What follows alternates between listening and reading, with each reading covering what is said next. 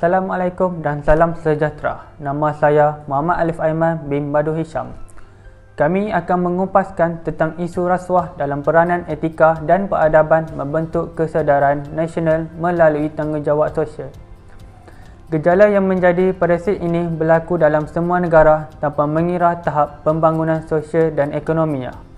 Pengenalan rasuah. Apa itu rasuah? Rasuah merupakan satu kesalahan undang-undang di mana seseorang mendapat kebebasan kontrak atau keistimewaan dari pihak berkuasa atau sesebuah syarikat selepas memberi wang hadiah kerajaan kepada pihak-pihak tersebut.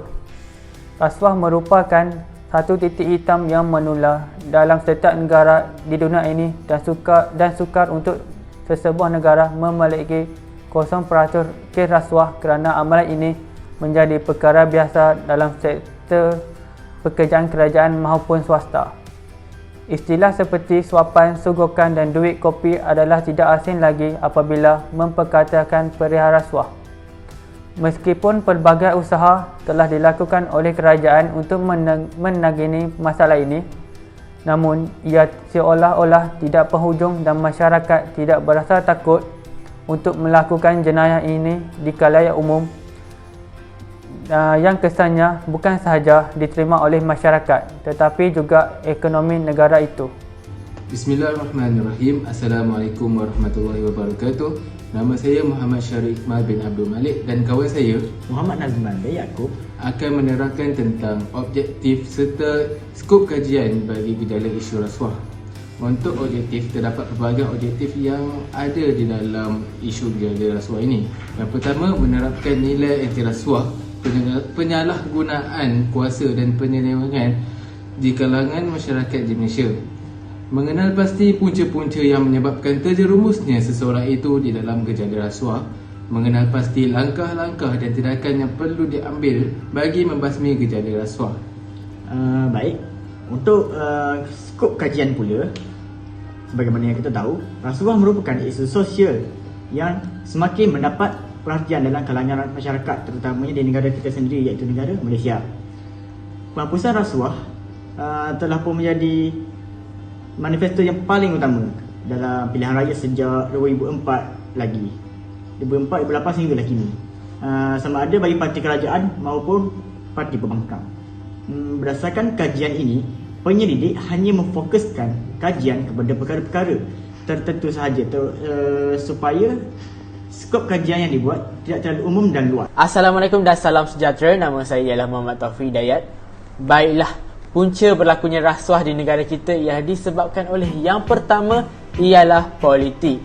Kebanyakan daripada kita tidak tahu bahawa ahli-ahli politik ini sering melakukan aktiviti-aktiviti rasuah bagi mendapatkan segala keinginan mereka. Sebagai contoh, yang pertama ialah kekayaan dan yang kedua ialah jawatan.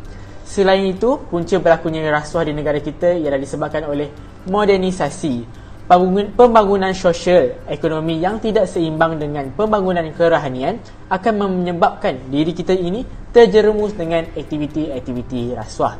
Kebanyakan kontraktor-kontraktor di negara kita mengamalkan aktiviti rasuah bagi mendapatkan tender-tender ataupun kontrak-kontrak yang mereka inginkan.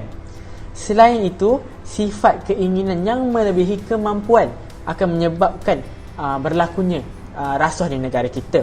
Sikap ini sering dilakukan oleh manusia-manusia yang tidak bertanggungjawab. Sebagai contoh, ramai masyarakat kita mengamalkan budaya senyap apabila mereka mendapat tahu bahawa aktiviti-aktiviti rasuah ini dilakukan oleh sesuatu individu oleh orang lain. Yang terakhir disebabkan oleh kelemahan iman dan ketakwaan. Semua agama kita mengajar supaya tidak melakukan aktiviti-aktiviti rasuah ini, tetapi masih ada juga segelintir manusia yang melakukan aktiviti rasuah atas alasan peribadi. Seperti teori daripada Grisham Sykes dan juga David Matza, mereka menyatakan bahawa melakukan rasuah secara diam-diam janji tiada siapa tahu. Teori ini disebut sebagai technique of naturalization. Mengenai isu rasuah, ini bertujuan bagi masyarakat memahami tanggungjawab dan peranan mereka untuk membendung rasuah. Ini kerana segelintir individu tidak mengetahui peranan mereka dalam membentuk isu rasuah.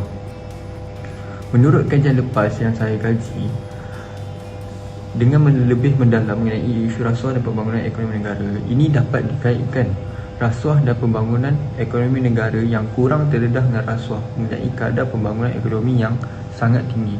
Menurut Keh dan Gonzalo 2018, penyelewangan daripada pasaran kewangan akan membawa kebaikan atau keburukan kepada sesebuah negara.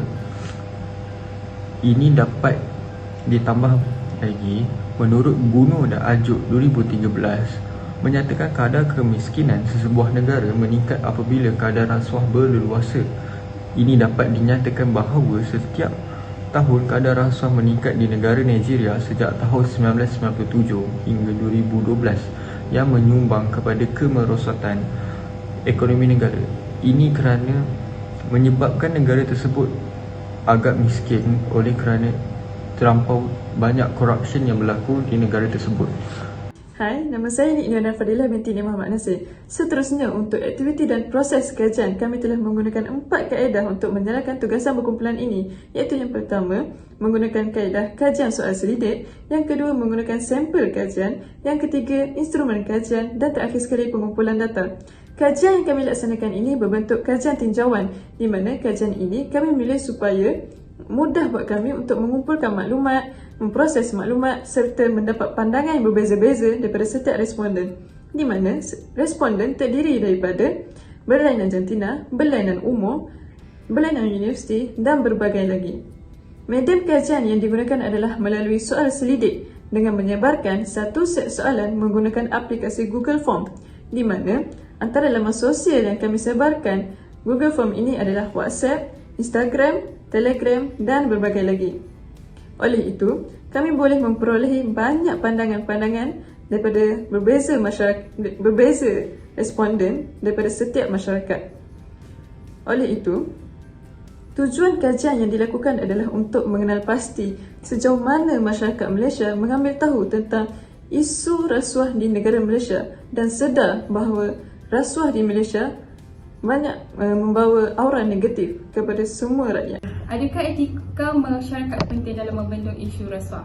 Berdasarkan kajian yang telah dilakukan, majoriti masyarakat bersetuju bahawa etika amat penting dalam membendung isu rasuah. Hal ini kerana integriti merupakan konsep penting dalam pentakkulan etika kerana integriti berkait rapat dengan pembentukan dan pengukuhan etika yang baik serta melaksanakan perkara yang betul. Dengan adanya nilai integriti dalam diri seseorang individu, beliau dapat mengekalkan sifat kejujuran dan tidak melibatkan diri dalam salah laku yang tidak bermoral meskipun tiada pihak yang akan mengetahui tindakannya itu. Pengabaian prinsip etika dan integriti ini boleh membuka peluang untuk berlakunya rasuah, penyelewengan, salah laku dan salah guna kuasa dalam sesebuah organisasi. Apabila sesebuah masyarakat atau komuniti itu lebih peka terhadap keadaan sekeliling, nescaya isu rasuah tidak dipandang enteng iaitu sebagai perkara normal atau biasa.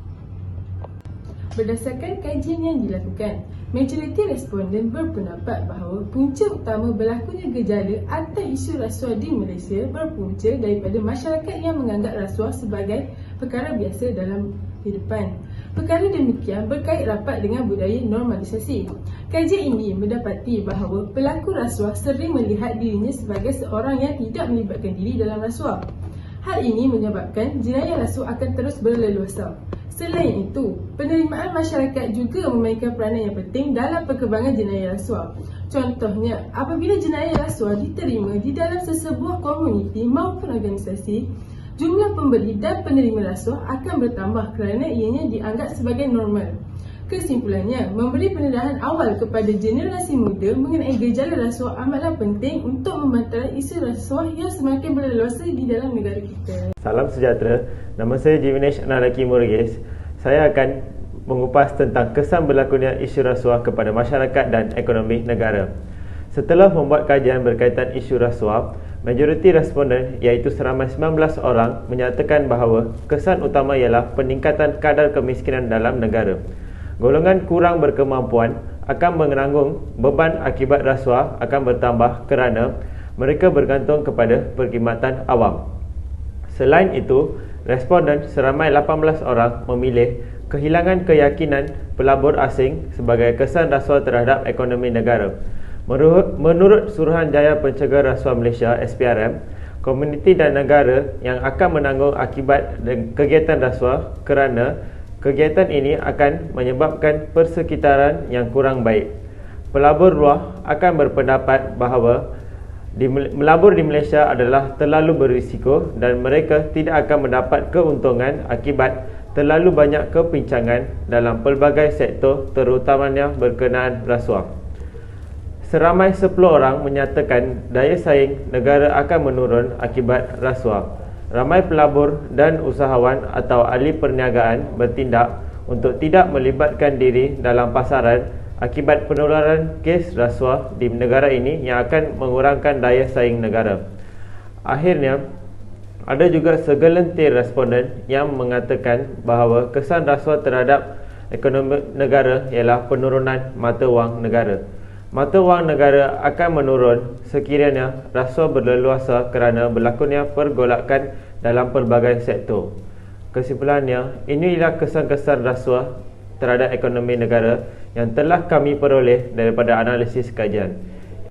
Berdasarkan dapatan kajian, majoriti responden iaitu seramai 17 orang bersetuju bahawa sikap bertanggungjawab merupakan etika yang penting untuk diamalkan oleh masyarakat terutama dalam bidang pekerjaan bagi membendung isu rasuah.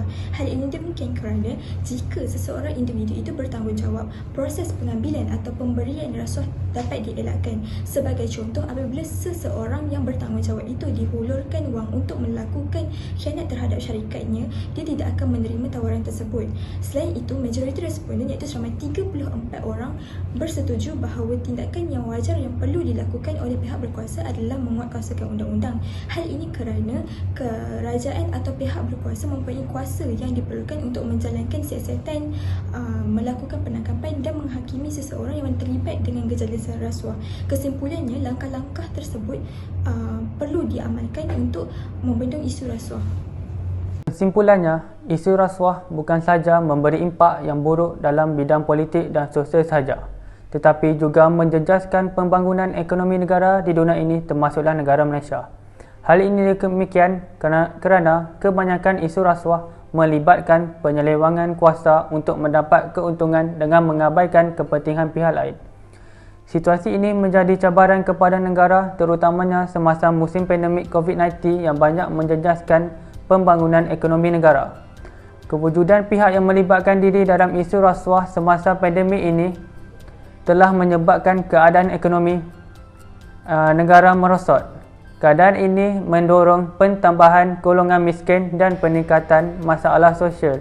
Walau kebanyakan masyarakat mengetahui rasuah merupakan sikap yang tidak sepatutnya diamalkan, tetapi terdapat juga pihak yang tidak sedar dan kurang ilmu pengetahuan tentang apakah tindakan yang dimasukkan oleh rasuah dan mempunyai tanggapan yang salah tentang rasuah sehinggalah melibatkan diri dalam perkara yang tidak betul.